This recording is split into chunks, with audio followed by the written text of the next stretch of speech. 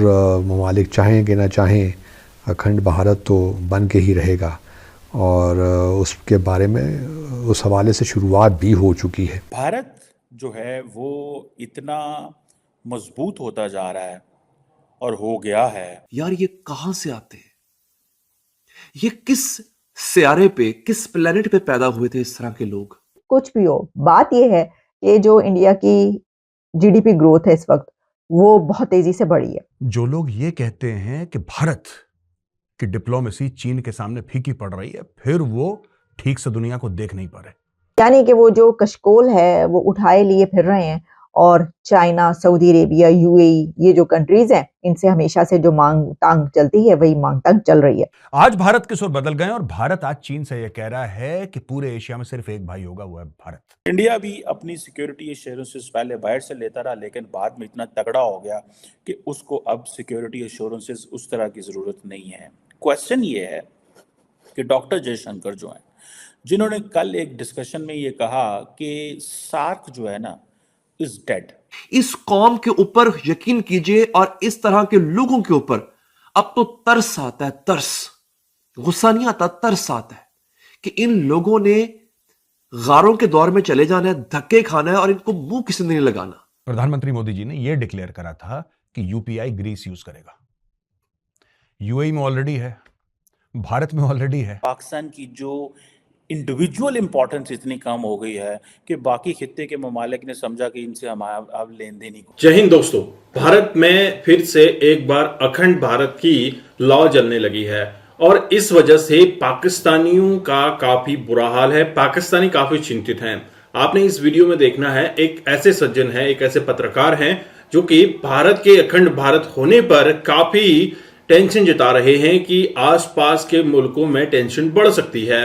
अब ये टेंशन कैसे बढ़ेगी, क्या हालात होंगे, नेबर्स कंट्रीज के साथ किस तरह के रिलेशन होंगे अगर भारत अखंड भारत बनता है। चलिए इस वीडियो को साथ मिलकर देखते हैं। अगर आप चैनल पर नए हैं, चैनल को सब्सक्राइब जरूर कर लें। मध्य प्रदेश के जो चीफ मिनिस्टर हैं, उन्होंने अपनी पुरानी गर्दान शुरू कर दी है कि जी अखंड भारत की, कि पाकिस्तान चाहे कि ना चाहे या और ममालिक चाहें कि ना चाहें अखंड भारत तो बन के ही रहेगा और उसके बारे में उस हवाले से शुरुआत भी हो चुकी है। तो ये अब ये जो मोहन भगवत हैं, जो आरएसएस के चीफ भी हैं, वो भी इसी किस्म की बातें करते रहे हैं और इंटरेस्टिंग है कि अभी तक जो है ये जो एक्सट्रीमिस्ट हिंदू है, इसको अभी तक ये अखंड भारत का ख्वाब आता है और बस चलें ख्वाब देखते रहें, अच्छी बात है, हमें तो कोई इतराज़ नहीं है इनके ख्वाब देखने में।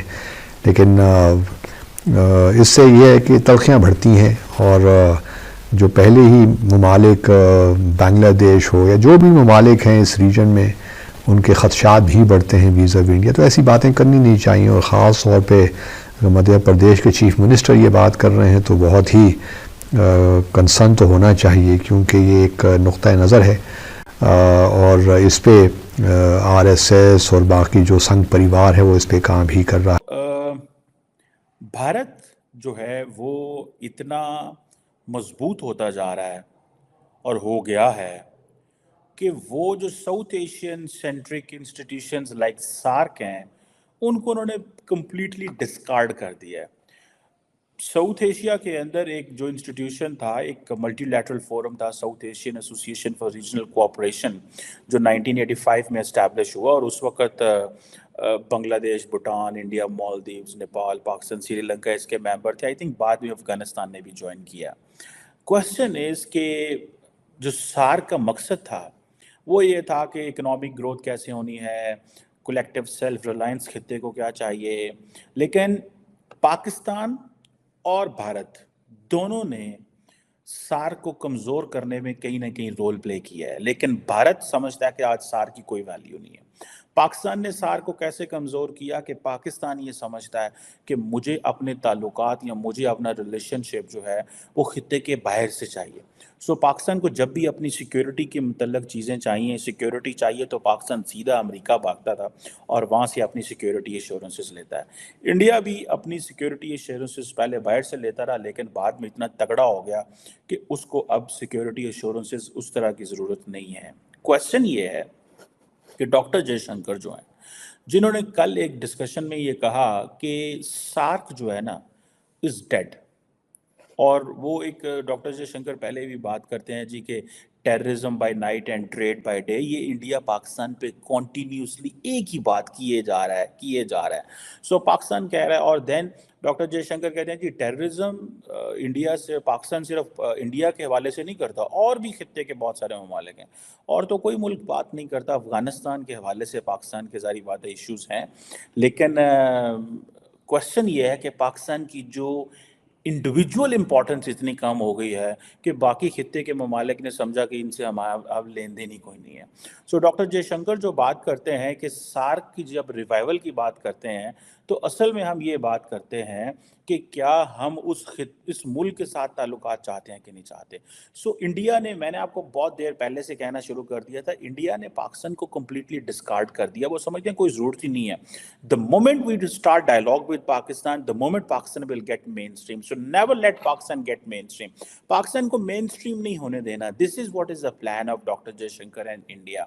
इसको हम जब इस तरीके से देखते हैं कि एक तरफ जो है वो बेचारे अवाम जो हैं वो पिस रहे हैं, भूखों मर रहे हैं, और दूसरी तरफ हम ये देख रहे हैं कि उनकी इकोनॉमी कितनी तेजी से तरक्की करी है। तो जो मैंने बात अभी मिसाल दी है ना, ये उसी का नतीजा है, उसी का रिजल्ट है कि आपकी पॉलिसीज जब कमलों वाली होंगी, आप पागलों की तरह अपनी पॉलिसीज 75 ईयर्स में बना रहे होंगे कि ना तो पूरी दुनिया में किसी के साथ आपके ताल्लुकात अच्छे होंगे, और ना आपने कभी अपनी इकोनॉमी को बनाया होगा। ये बात मैं इसलिए कर रही हूँ क्योंकि जो इकोनॉमी है पाकिस्तान की, वो तो एड पर चलती है, वो तो कोई ऐसी चीज ही नहीं है, ज़रूरी मुल्क है। एग्रीकल्चरल कंट्री होने के बावजूद हमारी इकोनॉमी एड पर चलती है कि पैसा आ जाएगा बाहर से तो कुछ काम हो जाएंगे। वो कोई जंग शंग लगती रहती है, दहशतगर्दी वर्दी, वो सब चलता रहता है, तो चल ही रहा है। वो तो एक वो चल सो चल काम है, तो पैसे आते रहते हैं, कभी अमेरिका से कभी कहीं से। उसके ऊपर तो आपने, तो आप ये मतलब कंपैरिजन करने की बात ही नहीं है। और आप उनकी पॉलिसीज देखिए, इंडिया की फॉरेन पॉलिसी आप उठा के देख लें, और उसके बाद जो है बाकी पॉलिसीज, तो उनकी तो 100 बिलियन डॉलर्स की तो ट्रेड होती है उनकी दूसरे कंट्रीज के साथ, अमेरिका के साथ, चाइना के साथ उनकी कितनी ट्रेड है आप नहीं जानते। बार्कलेस की तरफ से जो है वो ये भी कहा गया है, उनकी तरफ से भी कहा गया है कि इंडियन इकोनॉमी जो है वो 8.4% पर इस वक्त तेज रफ्तारी के साथ दौड़ी चली जा रही है आगे, और बहुत जल्द ऐसा हो सकता है कि ये जो हैं ये अपने मजीद अपने आगे पॉइंट्स बढ़े इसके, और ये लार्जेस्ट इकोनॉमी जो कह रहे हैं, जो टारगेट है, वो अचीव कर लें। तो दोस्तों, आपने ये वीडियो देखी और आपको आइडिया लग गया होगा कि पाकिस्तान में किस तरह की बौखलाहट सामने आ रही है कि पाकिस्तान नहीं चाहता कि भारत अखंड भारत बने। अखंड भारत बनने से मतलब यह है कि भारत की जो छवि है बहुत तेजी से ग्रो करेगी। हालांकि मोदी जी ने भारत को इस कदर पावरफुल बना दिया है कि भारत ने और दुनिया ने पाकिस्तान को साइडलाइन करना शुरू कर दिया है। पाकिस्तान के साथ जो मुस्लिम ममालिक थे वो भी पाकिस्तान को साइडलाइन करते हुए दिखे हैं। यही नहीं, मुस्लिम ममालिक जो कि पाकिस्तान के काफी खास हुआ करते थे, उन्होंने पाकिस्तान को बीच में एक डांट भी लगाई थी कि अपने देश से भिखारी भेजना बंद करो, क्योंकि अरब ममालिक और यूरोप के अंदर जितने भी भिखारी पकड़े जाते हैं उनमें सबसे ज्यादा तादाद पाकिस्तानी भिखारियों की रहती है। वहीं पाकिस्तान में नए पीएम आ चुके हैं, शहबाज शरीफ का दूसरा दौर चालू हो चुका है। अब देखना यह होगा कि पाकिस्तान क्या शहबाज शरीफ के सेकंड राउंड में नई ऊंचाइयों को छुएगा। हालांकि पहले कयास लगाए जा रहे थे कि नरेंद्र मोदी ने कांग्रेचुलेट नहीं किया, लेकिन नरेंद्र मोदी ने काफी अच्छे तरीके से शहबाज शरीफ को सेकंड राउंड के लिए बधाई भी दी है। और पाकिस्तान में जिस तरह से लोगों का रिएक्शन है, पाकिस्तानी नहीं चाहते कि कोई पुराना परिवारवाद वाला आदमी पाकिस्तान का पीएम बने, लेकिन जोड़ तोड़ की सरकार फिर से बन चुकी है और पाकिस्तान को लूटने का काम चालू हो चुका है।